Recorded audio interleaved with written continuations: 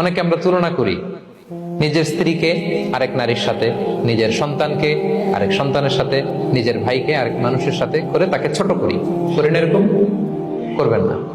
অনেকে দেখবেন ছেলে মেয়ে একটু ভালো পড়াশোনা করে নাই, বলে যে কি করলি তুই, ওই দেখ পাশের বাড়ির ওই ছেলে A+ পাইছে, যা তার পা ধোয়া পানি খা। কমন কথা, ওর কি খা? পা ধোয়া পানি খা। এটার একটা ভালো ব্র্যান্ডিং করা যেতে পারে, মানে A+ পাওয়া ছেলেদের পা ধোয়া পানি, এটা এরকম মিনারেল ওয়াটারের বোতলের মতো বিক্রি করলে ভালো ব্যবসা হবে, কি বলেন? এটা হচ্ছে আমাদের মুরব্বীরা, টিপিক্যাল মা বাবারা এটা বলেন, ভুল করেন, ওনারা বুঝেন না, ওনারা বুঝেন না। কখনো কম্পেয়ার করবেন, এটা করে আপনার ছেলের মনোবল আপনি আগেই ভেঙে দিচ্ছেন, ঠিক কিনা? আপনি দায়ী আপনার ছেলে কিছু না পারার কারণে। আপনি সাহস দেন নিজে, পাশে থাকেন নিজে।